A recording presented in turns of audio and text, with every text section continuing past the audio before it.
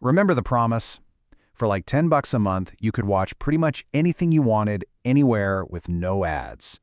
Streaming, it was supposed to be the thing that finally killed digital piracy for good. But if you've been paying attention, you know something has gone seriously, seriously wrong. Piracy isn't dead, not even close. In fact, it's roaring back. Okay, let's just start with a number that's, well, it's kind of hard to wrap your head around. In 2024 alone, piracy websites got over 216 billion visits globally. And no, that is not a typo. This isn't some niche hobby for a few people in their basements. It's a massive, booming shadow economy. So the real question is, why? And that is the big mystery we're going to try to solve here. Why are millions of people who are happy to pay for stuff, suddenly going back to the digital black market? The answer, it turns out, is a lot more complicated and honestly a lot more cynical than you probably think. Look, piracy never truly went away, right? It just changed. It evolved. But what we're seeing now is this steep upward curve. Some forecasts are even saying that 2026 could be its biggest year ever. So what on earth is pouring so much fuel on this fire? Well, the first part of the answer is pretty simple.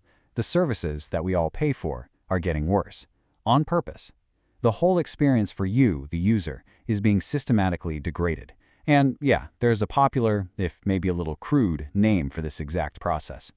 So this term comes from the writer Cory Doctorow, and it just perfectly describes the life cycle of streaming services. Step 1, they get you in the door with low prices and huge libraries. They get you hooked.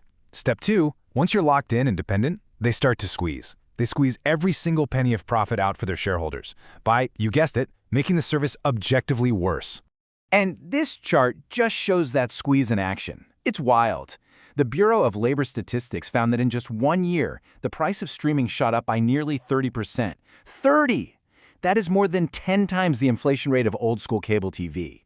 We're way past regular inflation here. This is a straight-up aggressive price hike on an audience they think can't leave. And you feel this, right? It's how it all plays out in real life. All of a sudden, your Prime Video that you pay for has ads, unless you pay even more. You get an angry email because you tried to log in at your mom's house. And goodness, if you're an NFL fan, you might literally need 4 different subscriptions just to watch your own team play. It's death by 1,000 little cuts. But it's not even just about the price hikes and the annoying ads. The frustration is getting supercharged by what's going on behind the curtain, where corporate strategy feels a lot less like making entertainment and a lot more like a weird shell game. Now this is the one that really gets people. When a show like Westworld or the new Willow series just disappears from a streaming service, it's not because they're running out of hard drive space. It's an accounting maneuver.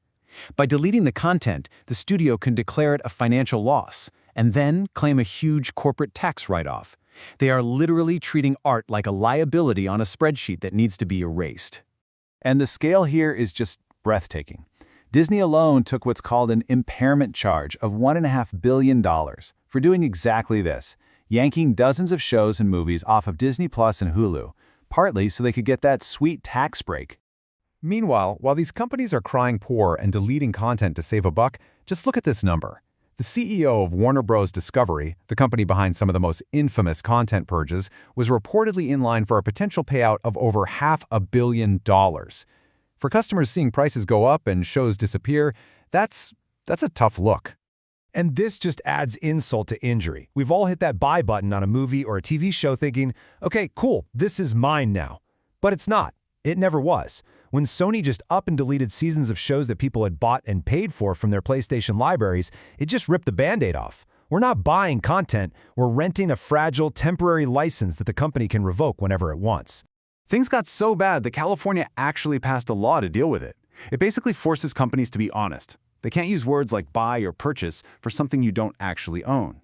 And while that's a nice win for transparency, it also legally confirms everyone's worst fear.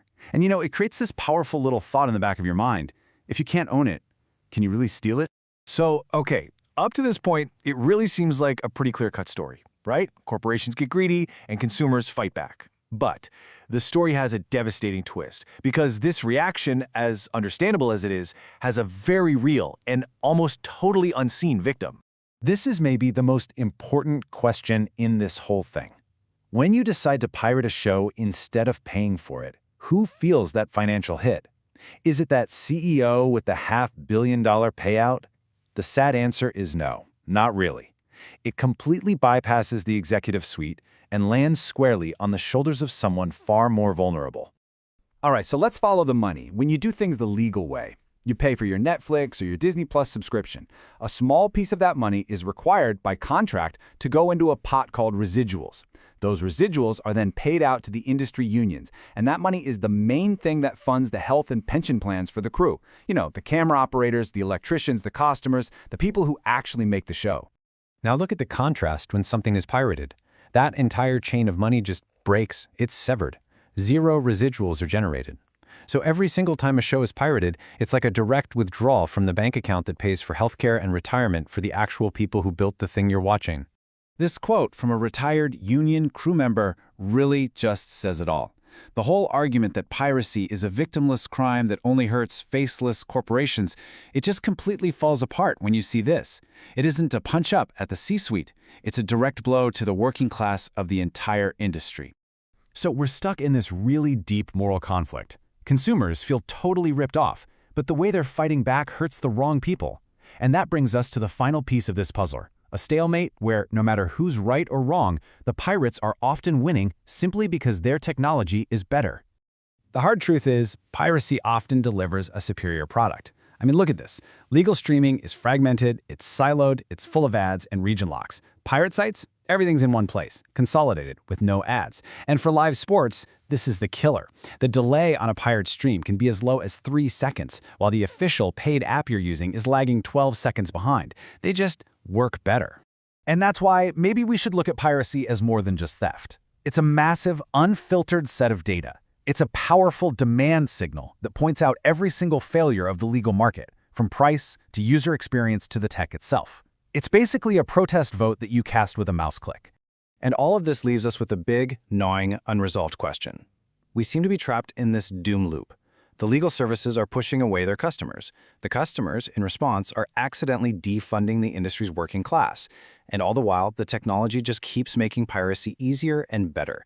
In this huge fight for our attention, it's really not clear if a happy ending is even possible for anyone.